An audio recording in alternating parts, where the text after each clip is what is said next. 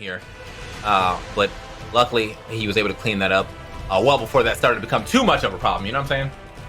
So we're going to be moving on over into our next losers set. Still in losers round 1. It's going to be Swata versus Zyder going into this. Oh, Britain action. Well, Yumiko Yumiko seems to be getting a lot of play right now today. Yeah, Yumiko's getting some love. Interesting, because a couple weeks ago, I can't remember if it was Combo Breaker 1v1 or if it was something before that where like Boomy was playing a lot of Yumiko and there wasn't a lot of other Yumiko, and now all of a sudden Yumiko's getting a lot of play. I'm a Yumiko fan. I think she's an incredible character. Has a solid Sig kit. Of course, Bo is still in a really good state, has been for quite some time. Okay. Yeah, but on the other side, though, you got Brayden, as I was talking about earlier, man. Just a solid character in her own right. They got the all-white skins, like a white party out here. Not looking real nice, real clean. Here we go. Down lights, finding their marks as well. So Swata's got to feel pretty good going into this. He went 2-0 over Heisen earlier to get in the top 8 on the loser's side. Meanwhile, Zyder was in Game 3 against Zapapi. So that could have been a tough situation for him to be in. Meanwhile, on the other side, Swata just cruising past Heisen, which is very solid. Heisen extremely high power ranked in EU right now. Off of some of these great combo breaker finish. Oh, I was like, some of these weapons definitely look a little bigger than like that lance. The lance head looked a lot bigger than a normal lance head. Either way, though, I like that. Stepped on him, took his recovery as well. Not gonna be able to make that one back, and so got a little bit of a lead here for Zyder. He is in the red already, though, so he's got to watch out. Man, this is the kind of danger hours here. Until you do something like that, the double. No, okay. Okay. That was possibly so dangerous for him. He tried to go for something big, wasn't able to find it, but man, still able to do some solid damage there too. Weapon spawn coming in, scoops him as he goes for it. Swata picks up the knockout without taking too much damage. Yeah, man, he got super. Like, if he wasn't able to get that recovery, dude, that was definitely going to be the stock there on the right side. So Swata lives to see another day on his second stock. Sets it up. Okay, so they're going to find just a little bit, just a small mark right there on that spear. There's a sidelight. Goes for the jump gravity cancel D-light. Interesting option, expecting Swata to maybe jump and dodge diagonal up to the right. Okay, trying to get out of there. Stomped.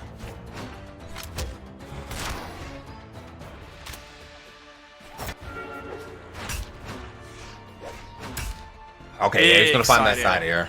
Zyder, middle of the stage, has just a little bit of a lead here. At 2.5 minutes into this game. A little bit of a grounded dare, doesn't find the D-light follow-up. Okay, like that actually picks the weapon back up as well after the down there hits. Getting kind of weapon starved right now, but doesn't seem to really matter too much for him. He's definitely playing this unarmed quite well. Finally finds himself that axe. Okay. Yeah, there's the tick into orange. Zyder's unarmed work on this stock was really good. He's such a lead right now. Like 1 or 2 more hits, Swata's in the red. It's that Zyder that turns him red. The weapon toss, putting Zyder in a good position. Nice down air. Able to touch the wall, though. Just barely able to touch the wall. However, man, boost recovery right there, almost sending him off the top. We are looking at one side air away, basically, from taking this stock away from Swata. It's in past the wisp. We've seen a lot of Yumiko today. Haven't seen necessarily the best utilization of those wisps yet. We haven't seen them be that overwhelming power that we saw from like Tiger last night in SEA. Zyder's going to take it just under 600 damage. Yeah, also quite a bit of damage over this Swata as well. I mean, but either way, you know, it's only the first game. Obviously, you can take some of the information that you got from this first game and apply it to the next one, hopefully. Yeah, but that Yumiko, man, as you said, like, the ghost gameplay that we've been seeing today is not the same that we saw, you know, early on with the setups. And I feel like, honestly, even though as much as I like that Sig, those Sigs really aren't doing what they're supposed to do as far as you know, the zone out tools and things that I'm normally used to seeing when I see Yumiko throw out their videos. And it seems like Swata agrees with you too. Yeah. He's swapping off of the Yumiko over onto this Hattori, level 78 Hattori, so a consistently high amount of focus on this Hattori pick as a main character here for Swata as we go into this game. No swap from Zyder on the Bryn. All right, I saw that you actually saw him go to defense stance as well. Wants to live just a little longer. Takes a little bit of that speed away, but still definitely faster than Bryn. No issue here.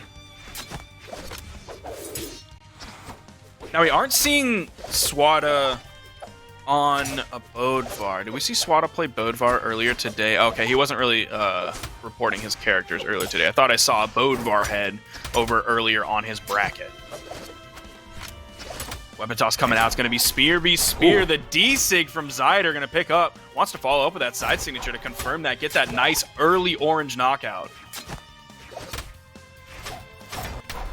Nice from the middle of the stage. That's going to be the KO early on in this game. About 38 seconds was all it took for him to pick that one up. And Zyder is running this game. Okay, oh, you were getting stomped on, sir. Got to get out of that little loop as quick as possible. Either way, that was just to get him into a higher damage rate. Oh, never mind. That was amazing. That's all I can say about that one. That was beautiful. Side light down air into the recovery. Now, I think we've seen more of that today from EU. Maybe we saw it a little bit last night. We didn't really see too much of it in North America, though. That D-Light Dare into the recovery will get that knockout earlier, obviously, because by the time you hit the recovery, instead of just hitting a D-Light, you've also got the damage from a Dare. Now, D-Light will put you... Is it D-Light? No, it's Dare. Dare will put you into more stun time the more damage you have on you, so you're able to pick up that D-Light Dare recovery in those later healths. Okay. Does it again. Okay, this time not getting the bounce off the ground, though. Yeah. Wow. Speaking of, though, getting bounced out of there, that was clean down light to side air. Okay. Covering that ground a little well. Both of the guys with the spears in hand. Oh, long-lasting down sig. Actually going to go still catch near the end. Nice side air. Goes for the weapon toss the other way. That might have been a little bit of a misinput there. Unless he expected Zyder to go all the way through him. D-Sig again. Taking Swata up stacked. Zyder's second stock. They've been really good. Oh, yeah. D-Sig definitely doing some work for him, man. Caught that dodge through and everything. Goes for the same combo. Oh, wait.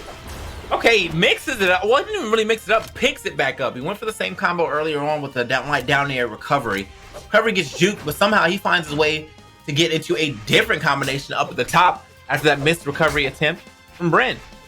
I like that. That was very nice. That could be why you don't see other regions going for that as much, or even just other sword players in general going for the D-Light Dare recovery as like the kill option every time. Because like in a perfect world, it is consistent. But of course, this isn't a perfect world. You can't set up the positioning exactly the same every time. It's very dependent on where the down air hits for what angle you're going to be able to pick up the recovery at. And it wasn't enough. He did keep following up, got the knockout, but Zyder is going to take that one.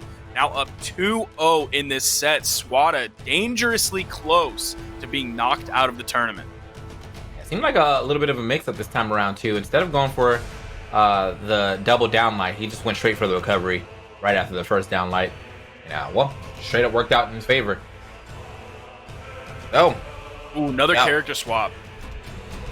Oh, wow. Yeah, he's just all over the place right now. So this is Thor right here. Now, he is level 35 on Thor, so he spent some time on this Thor.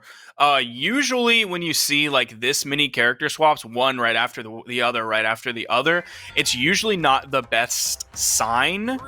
But, I mean, clearly the Hattori didn't work, and the character before that didn't work. And trying again with that character, I don't think that would necessarily swing the tide in his favor. So going with something completely different, I don't think it's necessarily the worst idea for Swata right now. Yeah. Meanwhile, we got a different skin out here coming in on the Bryn. Kind of going almost evil mode, if you will. Crescent axe and everything, so. Yeah, but Thor, man, I know that, like, I don't know. I think at the last LAN I went to, Thor was definitely, like, super huge pick. And then after that, I continue to see him for quite some time. Just seems to be a very solid character. One that's good to have in the pocket.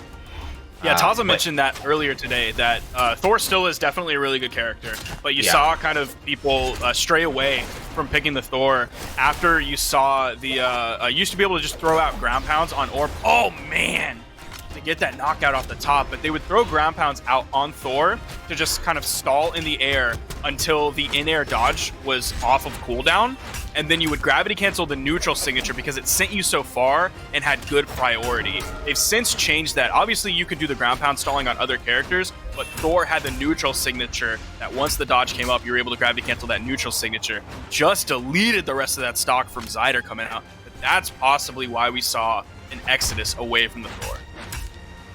Damn. Well, I mean, I feel like, as you say, he's still definitely a solid character. This game is pretty even right now. And this is his third pick too, so obviously, he's kind of throwing whatever he can at the wall and hoping it sticks. Yeah, it's looking like this Thor pick is solid. He's definitely behind, but oh man, Lord, the range on that signature, like that. Oh, yeah. That is the pro of it, because the con is that you're kind of stuck there for a while. Has a very long animation, has a lot of active frames that move throughout, but that sig can be really punishable for sure. Aim. Oh, almost called it out. Very close right there, but either way, though, now he's just taking mad damage to light the ground pound at the top as well. And this might be all that Swata has wrote here. Zyder looking solid all 3 games right now. I'm telling you, this second stock from Zyder, he just really comes alive on it. And it goes from like a pretty close game to Swata's behind in terms of damage, to Swata gets knocked out, to Zyder's in the red, to Swata's in the red. He does lose that stock there as he falls to his death, but look at all the damage he has. Even the unarmed recovery almost knocked out there. I don't think Swata expected a response that fast from spawning in. Yeah, it was unfortunate. I think he went for that ground pound, and that ground pound has a long animation until you can do something after that. So it was a little too far down on the wall to be able to air dodge back toward it, but it didn't even seem to matter. Look at the damage again. The damage differential in all the matches so far have been well into Zyder's favor, and so that's why you can tell the games have went the way they went. That are going to take that a quick 3-0 and move on. Yeah, that's Swata coming off of a 2-0 and Zyder coming off of a game 3 situation, and all of a sudden Zyder wakes up and he takes that 3-0, so he's not even worried about that. As he moves on, he's gonna have to fight Lou next. We have some more sets ready for you right now. I believe it's going to be Pavelski versus